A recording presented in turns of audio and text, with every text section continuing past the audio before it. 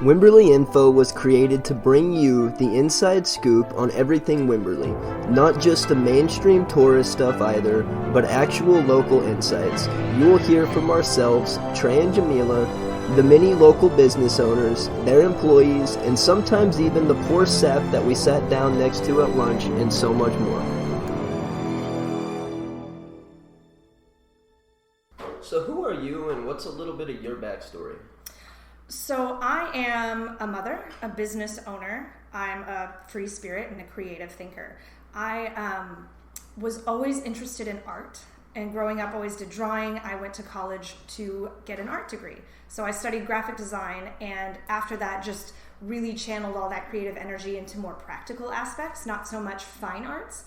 And I started building furniture and doing a lot of DIY, and that really helped when it came to building a business. I was able to design all of my print materials, all of my packaging. I was really excited about making the drinks pop visually before you even got to enjoy it, because as they say, you do eat with your eyes first. And so that's just something I really enjoy, is all the creativity that goes into owning your own business. How did you end up in Wimberley? My family moved to Wimberley in '97 from Massachusetts. My father at the time had gotten into this new upcoming technology that we now know as cell phones.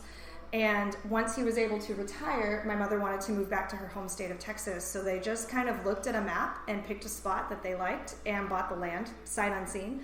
So we showed up and have lived in Wimberley ever since. So what keeps you out here in Wimberley?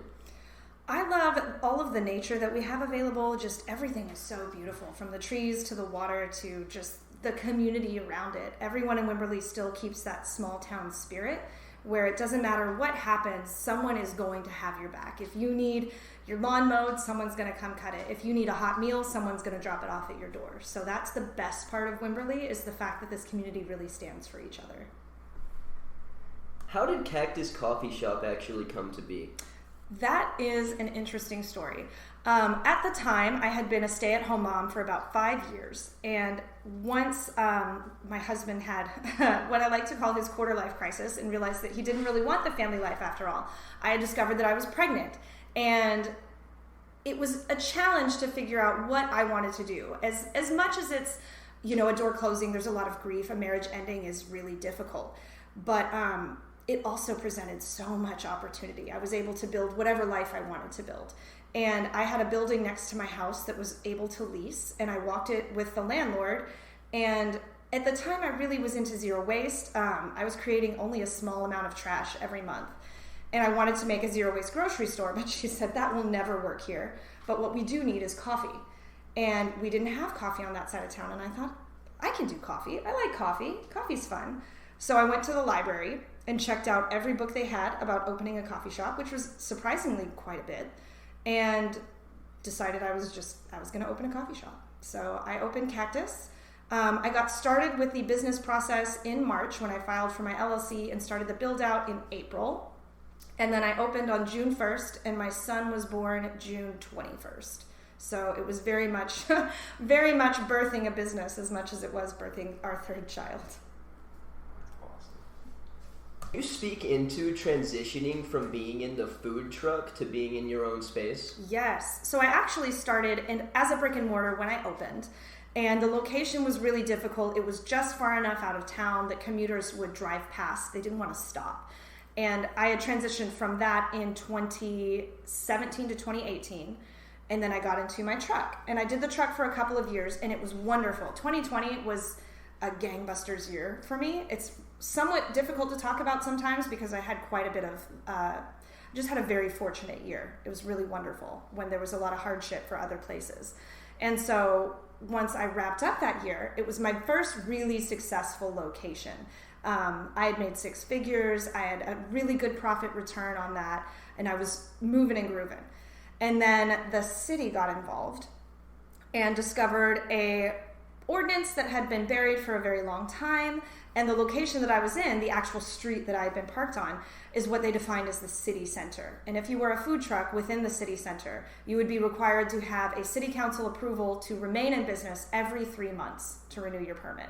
And to me, that was just logistically, it was too tenuous for me. Like, I need a lot of security. And so the fact that at any 3-month juncture, they could just say, no, you're out, and not have a backup plan was, that was way too much up in the air. And we had decided at that point to leave the food truck. Another thing that a lot of people in the food truck industry know is how hot they can get. Even with, I had 3 fans, 2 air conditioners, it would top 120 degrees in the summer. And the ones with fryers and air vents and everything else, they get to about 140, 150. Oh my God. So it's kind of a physically challenging environment. So I sold the food truck in May of 2021. And in an interim period, we moved inside a boutique. And once the current space we had came available, we decided to snap that up and move back into a brick and mortar. Even though there were a lot of benefits to the food truck, there were enough downsides that this made a lot more sense to have a secure financial future. What is your personal favorite thing on the menu? I stand behind and fully stan our Killer Bee latte. It's honey, cinnamon, and a jalapeno simple syrup. It has just a little amount of kick, enough to be like, oh, this is a fun drink. And it's just the most fun. It's one of our most popular drinks, and it's that way for a reason. As amazing as you are, we can't just make it all about you. What are some of the local businesses that you enjoy buying from? I am a huge fan of the Sugar Shack Bakery, both for their baked items and their hot breakfast. I also love using them for all of our cakes, any special orders, pretty much anytime we have a celebration, we use the Sugar Shack. I love any woman-owned business in town, so Gold Dust is a hidden gem that's in the back of the quarter. It's got a ton of crystals and candles, and it just has this whole witchy vibe. They even have a massive Stevie Nicks mural on the side that's a lot of fun. I love, oh my goodness, if I'm walking downtown, I do not miss Ceremony Botanical Studio. It's like walking into heaven. It's just so peaceful. You're surrounded by so many amazing plants, and they take such care in curating their selection that those are really the top 3 places that I do not miss whenever I go walk around town.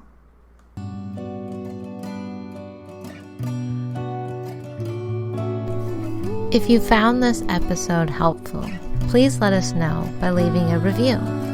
For more Wimberley insights or to check out our local business directory, go to www.wimberley.info and be sure to follow us on Instagram for daily Wimberley content.